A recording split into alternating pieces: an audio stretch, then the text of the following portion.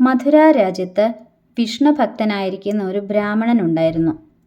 അദ്ദേഹം സർവ്വസംഘങ്ങളെയും ത്യജിച്ച് ദൃഢഭക്തിമാനായി ഭിക്ഷയെടുത്ത് ഭക്ഷണം കഴിച്ചുകൊണ്ട് ഗ്രാമത്തിൽ നിന്ന് പുറത്ത് ചെറുതായ ഒരു ആശ്രമം കെട്ടി അവിടെ വസിച്ചിരുന്നു. അപ്പോൾ ഒരു ദിവസം ആ ആശ്രമത്തിൽ ഉപനയനം കഴിഞ്ഞവനായ ഒരു ബ്രാഹ്മണ ബാലൻ വന്നു. ആ കുട്ടിയെ കണ്ട് ബ്രാഹ്മണന് വളരെ ദയ തോന്നി. "നീ ആരാണ്? എവിടെ നിന്നാണ് വരുന്നതെന്ന്?" ചോദിച്ചു. അപ്പോൾ കുട്ടി, "ഞാനൊരു ബ്രാഹ്മണ ബാലനാണ്. എൻ്റെ അച്ഛനും അമ്മയും മറ്റുള്ള ബന്ധുക്കളും മരിച്ചുപോയി.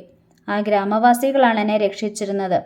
അവിടെ വളരെ ദുർഭിക്ഷമായതുകൊണ്ട് ഞാൻ ഇങ്ങോട്ട് വന്ന് ഭവാനെ ശരണം പ്രാപിച്ചതാണെന്ന് പറഞ്ഞു. ഇത് കേട്ട് ബ്രാഹ്മണൻ വളരെ ദയയോടുകൂടി ആ ബാലനെ ആശ്രമത്തിൽ കൂട്ടിക്കൊണ്ടുവന്ന് തൻ്റെ പുത്രനെ പോലെ രക്ഷിച്ചു.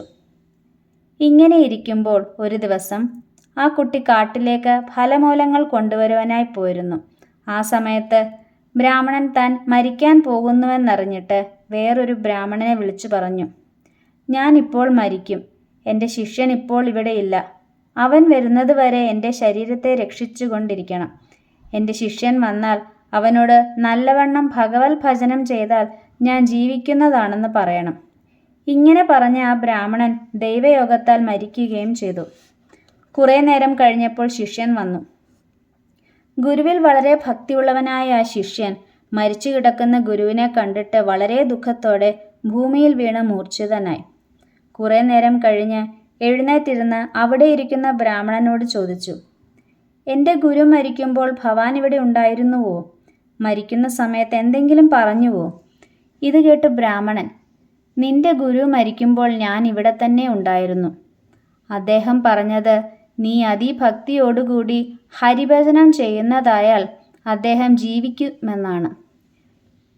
ഇത് കേട്ട ശിഷ്യൻ ശ്രീഹരിയെ സ്മരിച്ചുകൊണ്ട് ശ്രീ താരക മന്ത്രമായിരിക്കുന്ന രാമനാമത്തെ ജപിപ്പാൻ തുടങ്ങി. കുറെ കഴിഞ്ഞപ്പോൾ ഗുരു ജീവിച്ച് എഴുന്നേറ്റു. കണ്ണടച്ചുകൊണ്ട് ഏകാഗ്ര ചിത്തതയോടെ ഇരുന്ന് രാമനാമം ജപിക്കുന്ന ശിഷ്യനെ കണ്ട് വിളിച്ചു പറഞ്ഞു, "ഹേ വത്സ, ഞാനിതാ ജീവിച്ചു. ഭക്തിയുടെ പ്രഭാവം ഇങ്ങനെയാണെന്ന് അറിഞ്ഞുകൊള്ളുക. അതുകൊണ്ട് നീ ഭക്തിയോടുകൂടി തന്നെ ഇവിടെ വസിക്കുക. ഇത് നിനക്ക് ഉപദേശിപ്പാനായിട്ടാണ് ഞാൻ രണ്ടാമതും ജീവിച്ചത്. ഇനിയും ഞാൻ ഈ ലോകത്തിൽ വസിക്കാൻ ആഗ്രഹിക്കുന്നില്ല. നീ ഇവിടെ തന്നെ ഹരിഭക്തിയെ ചെയ്തുകൊണ്ടിരുന്നോളുക." ഇങ്ങനെ ശിഷ്യനോട് പറഞ്ഞ് ഗുരു മരിക്കുകയും ചെയ്തു. അപ്പോൾ ശിഷ്യൻ ഗുരുവിൻ്റെ ദേഹത്തെ വിധിപ്രകാരം സംസ്കരിച്ചു. ഗുരുവിന് വേണ്ടുന്ന പിതൃക്രിയകളെല്ലാം ചെയ്തു. പിന്നെ അവൻ വിഷ്ണുഭക്തിയിൽ തന്നെ തൽപരനായിട്ട് ആ ആശ്രമത്തിൽ തന്നെ താമസിച്ചു. പരബ്രഹ്മമൂർത്തിയായ ശ്രീരാമചന്ദ്രനെ തന്നെ ധ്യാനിച്ചുകൊണ്ട് അന്ത്യത്തിൽ പരമപദത്തെ പ്രാപിക്കുകയും ചെയ്തു. ഇങ്ങനെ ലോകത്തിൽ ഭക്തി കൊണ്ട് സാധിക്കാത്തത് യാതൊന്നുമില്ല. അതുകൊണ്ട് വിവേകമുള്ളവർ ഭക്തിയെ തന്നെ സമ്പാദിക്കേണ്ടതാണ്.